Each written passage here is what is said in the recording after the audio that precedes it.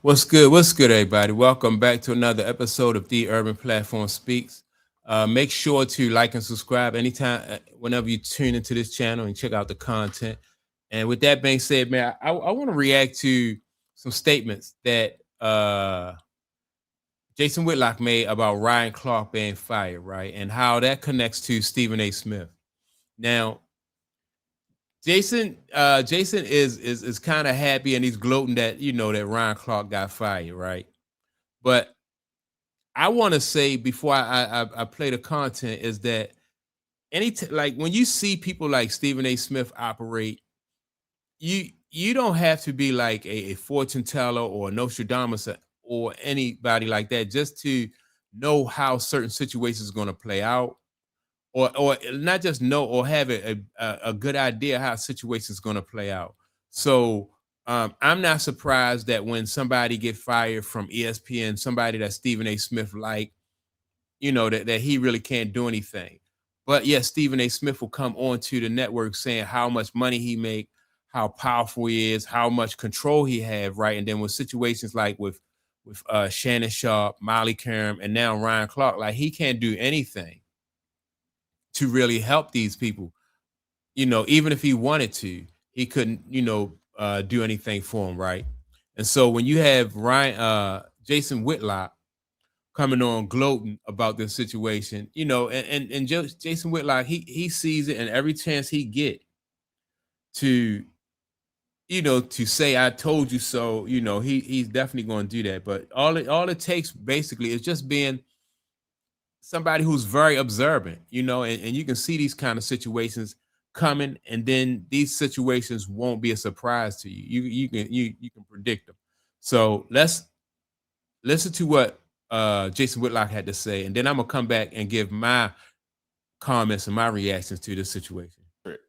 Ryan Clark is sitting on the set of NFL Live, lights on, cameras rolling, doing his little analyst thing, probably dropping a race card or two. And somewhere in the middle of that broadcast, somebody lets him know, Ryan, bring your playbook. The coach wants to see you. You're done. Laid off. And Ryan Clark gets up and leaves. Didn't finish the show. Just gone. Gone, boy. Walked off his own program. Now, a bigger man, a more dignified man, would feel sorry for Ryan Clark. I'm not that man. I'm a man that sees the humor, the irony, the righteousness of this act. Yes, this is quite the pivot for Ryan Clark and ESPN. All right, now I want to say though that I'm not. I like Ryan Clark, so I'm not. I don't think it's. I don't think I'm not like happy like what Jason Whitlock is, but and I think this is like a sign of the times though. When you think about like how important it is to be able to have like your own situation, like what Ryan Clark had with the pivot, and so he can fall back on that.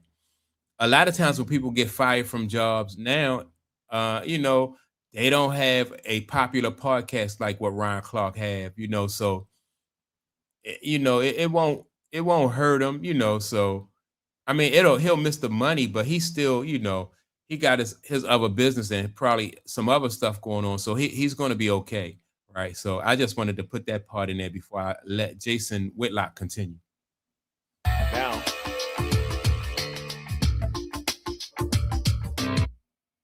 covers off at 2 a.m. Cooling tech is built into every mattress. And that's what Cam asked for. Let's take a listen. Look, you said you go keep it in a buck. A thousand. Keep it 1,000 now. I've done the homework on Stephen A. He's fraudulent. He's lying about his college basketball career. He's admitted he's lying about his college basketball career. If I sat in the media space for 20 years telling everybody, I played for Big House Games and I got a full ride scholarship after knocking down 17 straight three-pointers in a scrimmage on a Sunday, when they played a game on Saturday and they hosted a scrimmage on Sunday, and I knocked down 17 straight three-pointers, and they gave me a scholarship on the spot. Ryan Clark, he didn't care for my comments on Cam's show. Neither did Stephen A. So the two of them got on their platforms and started scolding Cam Newton. The gist? Cam, if a man shows you love, has you around, you don't platform his enemies. Loyalty is at a minimum these days. Loyalty? Two grown men running the loyalty police on Cam Newton's own show over who Cam Newton is allowed to have a conversation with? Now, here's why the timing is absolutely perfect.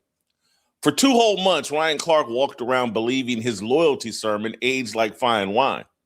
And the whole time, the network he was demanding everyone be loyal to was quietly sharpening the axe with his name on it. And here's the kicker. The man Ryan was scolding Cam over, Stephen A. Myth, he couldn't spell the word if Kendrick Lamar helped him do it. Let me make sure I've got the loyalty math right.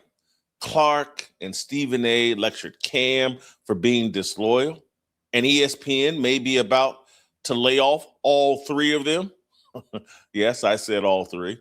I don't think Stephen A. is going to see all 5 years on his latest contract. That's my prediction. That is crazy, right?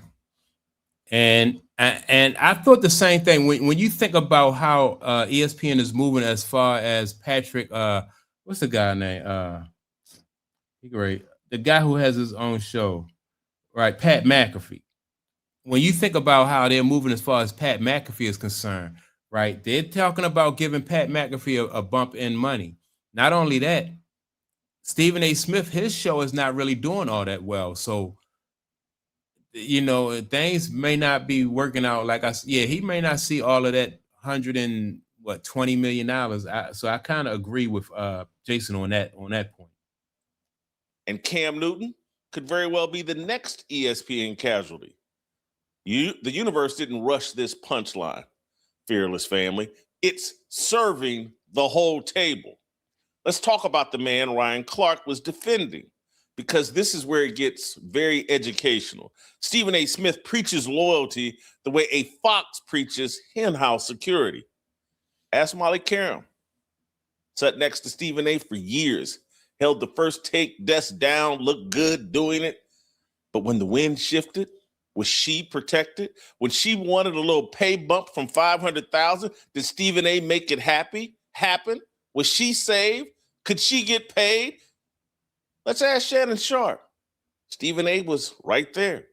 Did that famous leverage do anything for Shannon when Shannon needed cover? Oh, wait. But maybe Stephen A. is planning on bringing Shannon Sharp back. Maybe that's why he let Ryan Clark get dusted. We'll marinate on that in the panel. But here's the truth about Stephen A. and loyalty. It's a one-way street, and every lane runs towards Stephen A. His leverage benefits exactly one human being on this planet, and you're looking at his initials on that big $100 million contract. Everybody else is a supporting character in the Stephen A. Smith show. Ryan Clark thought he was a partner. He was a prop. And now Ryan Clark is finding out what Molly found out, what Shannon found out, that the man who talks the most about loyalty has the least of it to give. Okay, here's the part I actually want you to remember, because it's the whole game. Ryan Clark got fired. And Stephen A. Smith, the highest profile face at the network, the man with the $100 million contract, the man who never stops reminding you how big he is, couldn't save Ryan Clark, couldn't save Shannon, couldn't save Molly, can't save anybody. Because here's the secret ESPN doesn't want said out loud. Stephen A. Smith's leverage is a magic trick. It's loud, it's shiny, it works on the audience. It does not move one executive. You want to see what real power at ESPN looks like? Look at Pat McAfee. McAfee walked in, cut his own deal, brought his own production controls, his own content. and the network rearranges the furniture around him. When McAfee talks, the building moves. When Stephen A. talks, the building rolls its eyes, nods politely, and does whatever it already was going to do. That's the difference. That's funny. That's funny, but it's true, right? And so that's why Stephen A. Smith was he's really jealous of Pat McAfee, right? Because Pat McAfee is a guy who built his own platform and presented it to ESPN, whereas though ESPN built Stephen A. Smith, right? And so it's a difference in control. When you build something yourself, you have more control over it. Stephen A. Smith is, he don't have any control. And so that's why, even if he wanted to help Miley out, get a raise, if the network said no, it's no.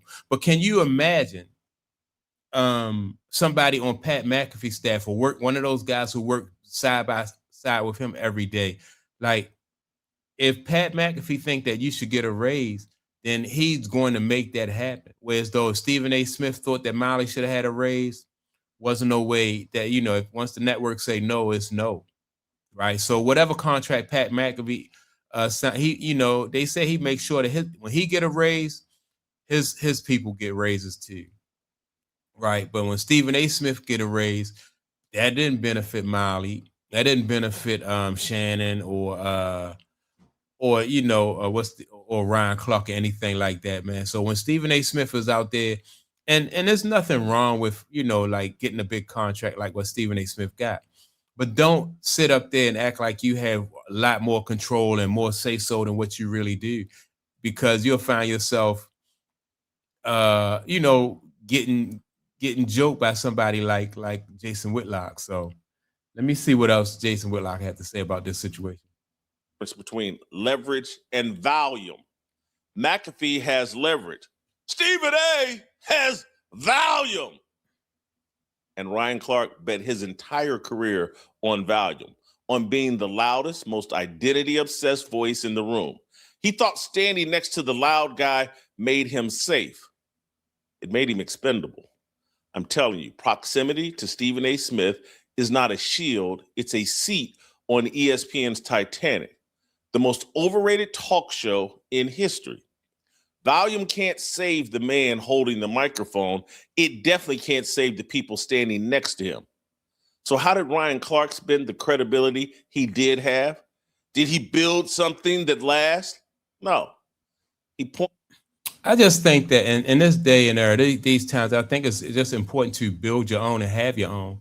Just like what Pat McAfee did. Remember, Stephen A. Smith did not build his or start his own podcast until after he saw how beneficial it was for Pat McAfee and Shannon Sharp. And Shannon Sharp, once he got fired or let go from ESPN, he still had, 2 other podcasts that he was doing. So he was able to fall back on that. Whereas though Stephen A. Smith, he built his platform after, after the fact. I think that, I don't know, that this is just a lesson for people going forward to really just have your own platform, be in a position where as though if somebody do decide to stop doing business with you, it's not going to put you in a tough position. So like if ESPN let Pat McAfee go, I think Pat McAfee is going to, he's going to be just fine. And so that's my take on it, man. I think the whole situation, like I said, just exposes the fact that Stephen A. Smith is just somebody who's talking loud, like Jason Whitlock said. He really don't have any control. The show that is not really doing the numbers that he say is doing, or doing as well as he say is doing. So that's my take on it. Make sure to like and subscribe. And with that being said, man, I'm going to check y'all out in the next video. Peace.